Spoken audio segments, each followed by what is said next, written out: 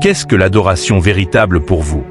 Est-ce un simple rituel que nous exécutons le dimanche matin, ou est-ce quelque chose de bien plus profond? L'adoration est un acte puissant, un rendez-vous spirituel qui transcende notre compréhension humaine.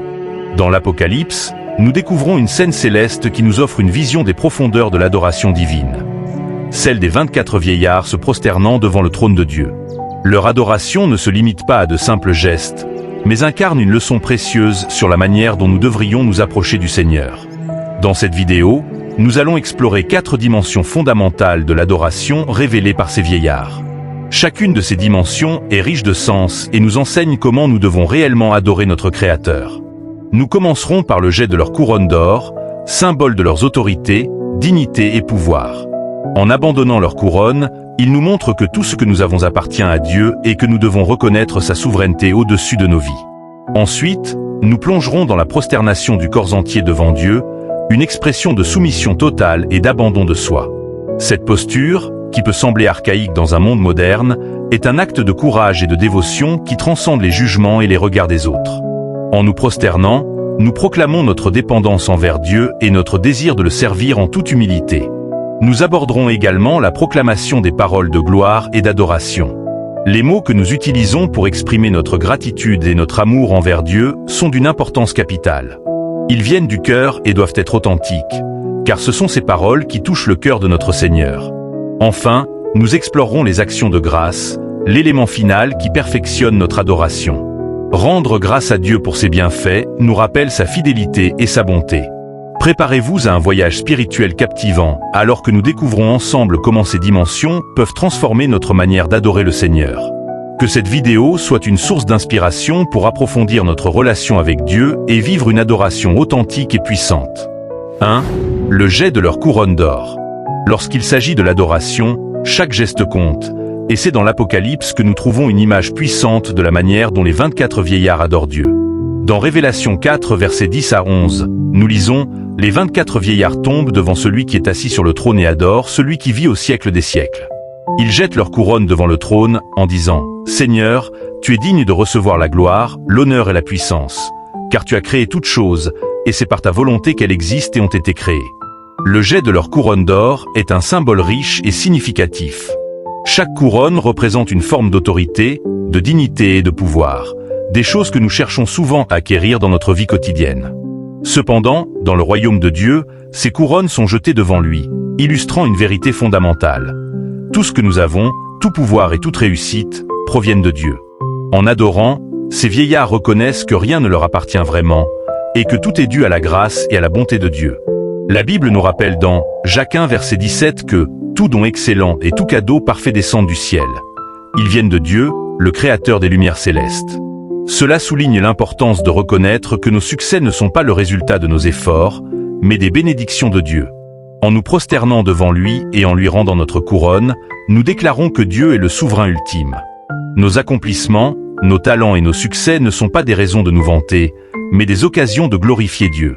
Dans Proverbe 27 verset 2, il est écrit « Que l'autre te loue, et non ta propre bouche, un étranger, et non tes lèvres. » Cette vérité nous rappelle que la vraie humilité se trouve dans notre capacité à reconnaître que toute gloire appartient à Dieu.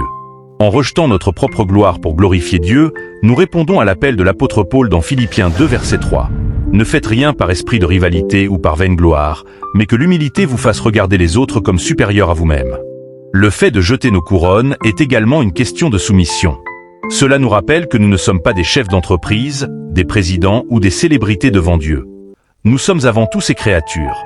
Il est important de nous souvenir que l'adoration ne consiste pas seulement à chanter des hymnes ou à participer à des services religieux, mais à vivre dans une attitude de reconnaissance et d'humilité. Adorer signifie également renoncer à notre propre gloire pour donner toute la gloire à Dieu.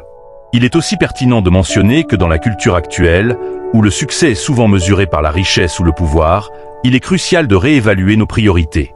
Sommes-nous en train d'accumuler des couronnes pour nous-mêmes ou de chercher à glorifier Dieu à travers nos vies? Ce jet de couronne est une invitation à examiner nos cœurs et à nous poser la question « Qu'est-ce qui compte vraiment pour moi ?» Il ne s'agit pas d'une simple action physique, mais d'une déclaration de notre état d'esprit. Lorsque nous jetons notre couronne, nous choisissons délibérément d'humilier notre propre fierté et de reconnaître que notre identité et notre valeur sont ancrées dans notre relation avec Dieu. Nous ne sommes pas appelés à porter des couronnes de gloire ici-bas, mais à vivre en tant que serviteurs fidèles. Ainsi, l'acte de jeter nos couronnes devant le trône de Dieu est un appel à vivre une vie d'adoration authentique, à adorer avec notre cœur, notre esprit et notre corps. En agissant ainsi, nous nous engageons à faire de Dieu le centre de notre vie et à honorer sa souveraineté dans tous les aspects de notre existence. 2. La prosternation du corps entier devant Dieu. Nous avons exploré l'importance du jet de nos couronnes d'or, mais l'adoration des 24 vieillards va bien au-delà de ce geste. Leur prosternation totale devant le trône de Dieu révèle une dimension essentielle de l'adoration, l'abandon total de soi, la soumission et l'humilité devant le Tout-Puissant. Dans Ésaïe 66 verset 2, Dieu déclare « Mais c'est à celui-ci que je porterai mes regards, à celui qui est humble et contrit d'esprit et qui tremble à ma parole. » Cette posture de prosternation est non seulement une manifestation physique, mais aussi une attitude spirituelle qui attire le regard de Dieu. Lorsqu'ils se prosternent, les vieillards démontrent une reconnaissance de la majesté de Dieu et de leur propre petitesse. Comme il est écrit dans Psaume 95 verset 6, « Venez, prosternons-nous et adorons. Fléchissons le genou devant l'Éternel, notre Créateur. » La prosternation est l'expression ultime de notre soumission. Dans un monde où l'orgueil et l'auto-affirmation dominent, cette action nous appelle à une humilité profonde. En nous mettant à genoux, nous déclarons que nous dépendons entièrement de la grâce de Dieu. La prosternation devant Dieu n'est pas une soumission par contrainte, mais un choix délibéré. C'est un acte de foi qui montre notre confiance en sa souveraineté. Philippiens 2 versets 10 à 11 nous rappelle qu'au nom de Jésus, tout genou fléchira, dans les cieux, sur la terre et sous la terre, et toute langue confessera que Jésus-Christ est Seigneur, à la gloire de Dieu le Père. La prosternation est une anticipation de ce que chaque créature finira par reconnaître, que Dieu est souverain et digne de louange. Mais pourquoi est-il si important de se prosterner devant Dieu? Dans 1 Pierre 5 versets 6 à 7, il est écrit « Humiliez-vous donc sous la puissante main de Dieu, afin qu'il vous élève au temps convenable. Déchargez-vous sur lui de tous vos soucis, car il prend soin de vous. » Cette humilité nous permet non seulement de recevoir la grâce de Dieu, mais aussi de nous libérer des fardeaux qui nous pèsent. En nous prosternant, nous nous plaçons dans une position de vulnérabilité, reconnaissant que nous avons besoin de lui pour nous soutenir et nous guider. La prosternation est également une déclaration de dévotion. En nous abaissant, nous élevons Dieu au-dessus de tout. Comme le dit Psaume 138, verset 2, « Je me prosterne vers ton saint temple, et je loue ton nom à cause de ta bonté et de ta fidélité. » Cet acte de dévotion nous unit dans la communion avec le divin, nous permettant de nous connecter à Dieu d'une manière plus profonde. C'est un acte de foi qui nous rappelle que notre place est devant lui, en reconnaissance de sa majesté. En effet, la prosternation est aussi un acte de bravoure. Elle nous appelle à abandonner notre fierté et notre désir de plaire aux autres. Dans un monde qui juge souvent les gens sur leur apparence et leur statut, se prosterner devant Dieu est un acte de défi. C'est un rejet des normes de notre société et une affirmation que notre véritable valeur vient de notre relation avec Dieu. Comme le dit Romains 12 verset 1, « Je vous exhorte donc, frères, par les compassions de Dieu, à offrir vos corps comme un sacrifice vivant, saint, agréable à Dieu. Ce sera de votre part un culte raisonnable. » En conclusion, la prosternation est une dimension essentielle de l'adoration qui nous appelle à nous soumettre, à nous humilier et à nous dévouer entièrement à Dieu. C'est un acte puissant qui ouvre la voie à une communion plus profonde avec notre Créateur, tout en nous rappelant que notre véritable place est à ses pieds, en adoration sincère et authentique. 3. La proclamation des paroles de gloire et d'adoration à Dieu. Après avoir examiné l'importance du jet de couronne d'or et la prosternation totale devant Dieu, nous entrons maintenant dans une dimension d'adoration tout aussi cruciale. La proclamation des paroles de gloire et d'adoration à Dieu. Les 24 vieillards, en s'exprimant de cette manière, nous montrent que l'adoration ne se limite pas à des gestes, mais inclut également une déclaration verbale de notre amour et de notre respect pour notre Créateur. Dans Apocalypse 4 verset 11, il s'écrit « Seigneur, tu es digne de recevoir la gloire, l'honneur et la puissance. » Cette proclamation, résonnant dans les cieux, est une déclaration audacieuse qui nous rappelle la grandeur de Dieu. Chacun d'eux nous est appelé à déclarer la magnificence de Dieu dans nos vies. Comme il est écrit dans Psaume 105, 1, « Rendez grâce à l'Éternel, invoquez son nom, faites connaître ses œuvres parmi les peuples. » L'adoration implique non seulement de chanter des hymnes, mais aussi de proclamer activement les merveilles de Dieu. Parler de sa gloire est un acte puissant. Dans Jean 4 verset 24, nous lisons que Dieu est esprit, et il faut que ceux qui l'adorent l'adorent en esprit et en vérité. Pour adorer Dieu de manière authentique, nous devons faire preuve de vérité dans nos paroles. Lorsque nous proclamons sa grandeur, nous devons le faire avec un cœur sincère, conscient de la magnificence de son être. En tant qu'adorateur, notre mission est de porter des témoignages de sa bonté et de sa fidélité. La puissance des paroles que nous proclamons ne doit pas être sous-estimée. Proverbe 18 verset 21 nous avertit: « La mort et la vie sont au pouvoir de la langue. Quiconque l'aime en mangera les fruits. » Nos paroles ont le pouvoir de créer, d'encourager et de transformer. Lorsque nous choisissons de glorifier Dieu, nous invitons sa présence dans nos vies et dans nos circonstances. Notre proclamation devient un témoignage de foi qui inspire et encourage ceux qui nous entourent. De plus, proclamer la gloire de Dieu est une forme de résistance contre les ténèbres.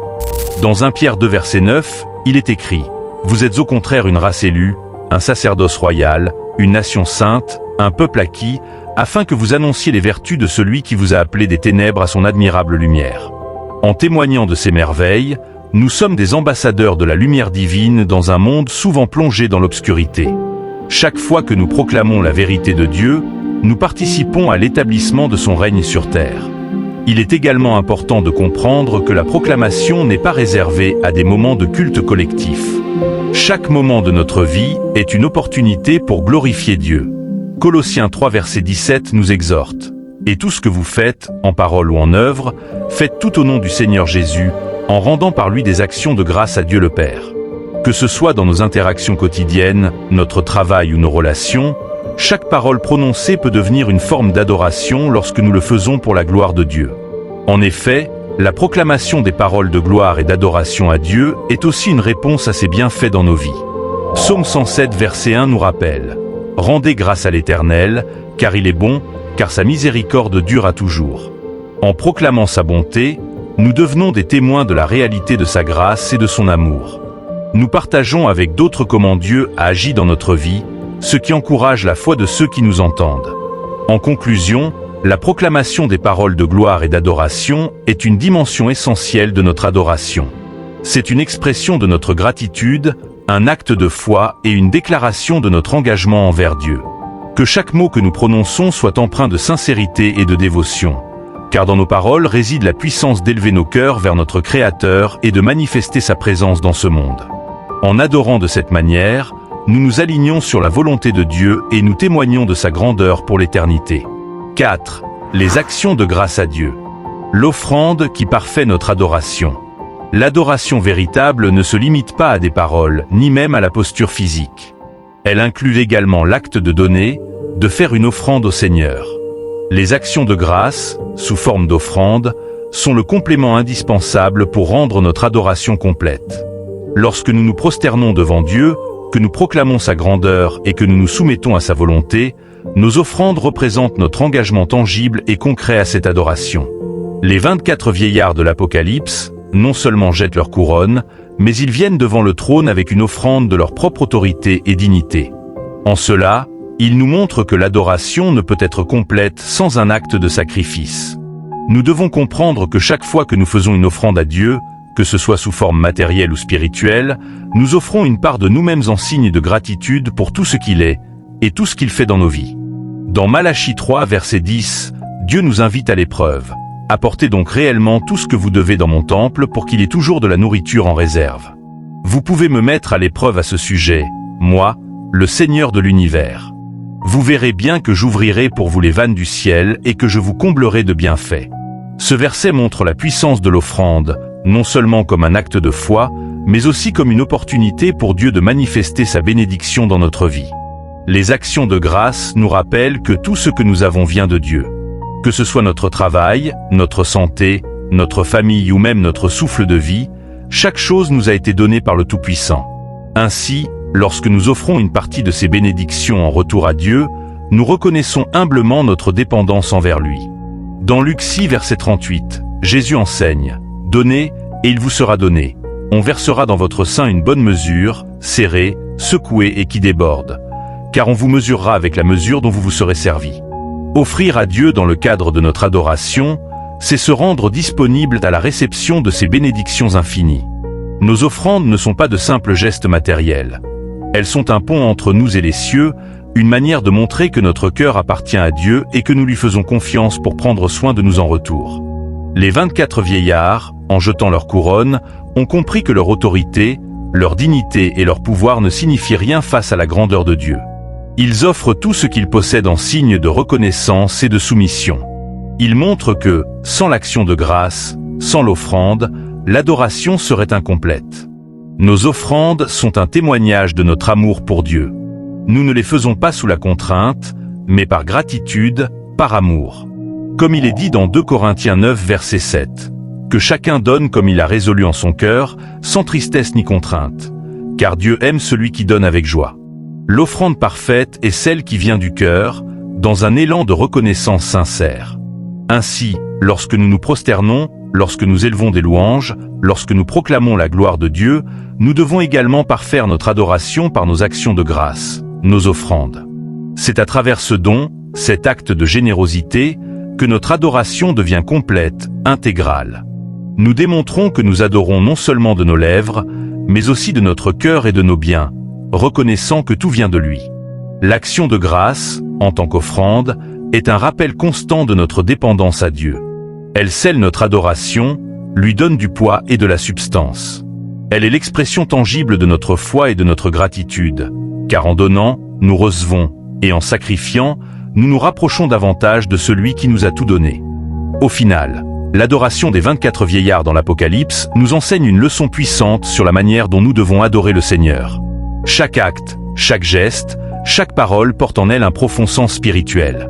Leur jet de couronne nous rappelle que nous devons abandonner notre fierté et notre autorité terrestre devant Dieu, reconnaissant que tout ce que nous possédons vient de lui.